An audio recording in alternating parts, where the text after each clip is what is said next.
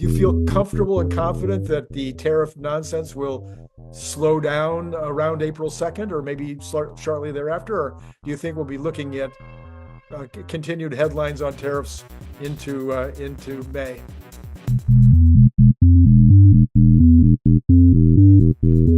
Well, that's a good question. I think that there's two camps on the tariffs, right? One is that Trump is just using them as a negotiating ploy, and he'll get what he can take and then put the tariffs away. The second thing is more fundamental, is that, a lot of countries tariff us at some pretty high rates, and we also apply some pretty crazy tariffs on certain goods. And so are we looking at a restructuring of that whole relationship? Mm-hmm. And if that's the case, then this monkey business is a bit more long lasting. Mm-hmm. I'm of two minds. I'm hopeful that we resolve this quickly, because uncertainty is never good for business. Right. Right. But on the other hand, I would prefer a more rational tariff structure, and ideally none. Although I understand certain countries wanting to protect certain industries, like farmers, for example. Mm-hmm. You don't want the price of certain goods going down so low that farming no longer becomes economical in your country. Right.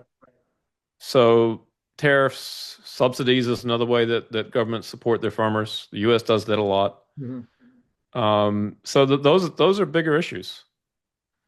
Longer term, I'm hopeful that humanoid robots help us out a lot to become more competitive in a lot of industries. Yeah, yeah.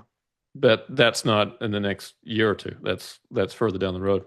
So I have a slightly different take. I keep pushing this idea, and I do believe it's part of what Trump's doing, and that is you have to make sure that your strategic military, economic, and military strategic products are protected. Yep. After that, I don't much care.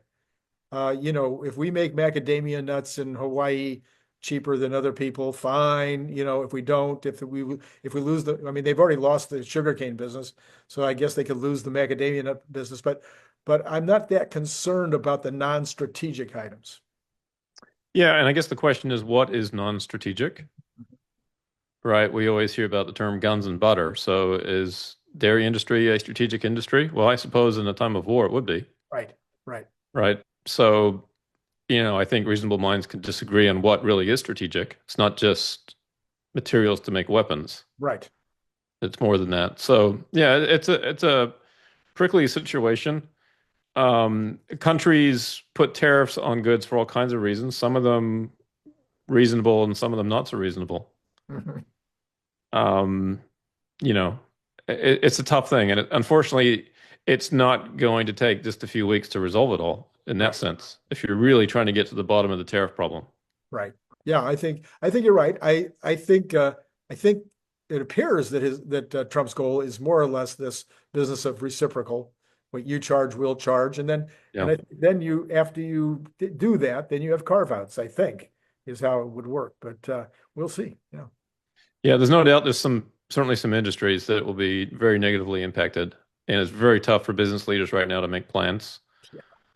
It's also very tough for those businesses that were encouraged basically with North American Free Trade Agreement to operate in Mexico, for example. Yes.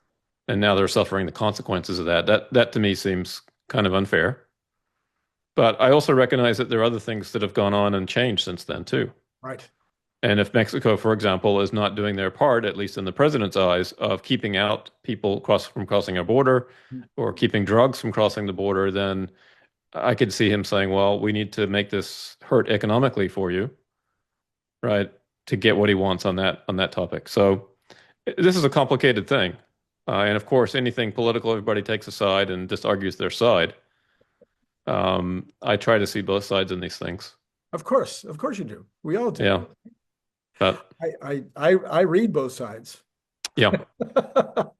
I don't know if I take both sides. I don't know if I can emotionally get myself behind the other side from time to time, but I at least read both sides. If you happen to be a big fan of the Cybertruck, you might also be interested in this super fun Cybertruck refrigerator magnet and bottle opener. It is made out of super thick stainless steel, just like the Cybertruck, and it has this giant magnet on the back, so it's going to hold a lot of stuff on your refrigerator. It's an amazing gift, and it comes in that great gift box that you saw before that uses a magnet opener, just almost like an Apple box, like when you get Apple products. You can buy it on Amazon for $29.95, or you can buy it direct from me by sending $25 to paypal.me/Randy Kirk, all in lowercase letters. Please indicate whether you want the stainless steel look, or maybe you'd like to have this very clever camo version. And then if you're not in the US, please add $20 for freight.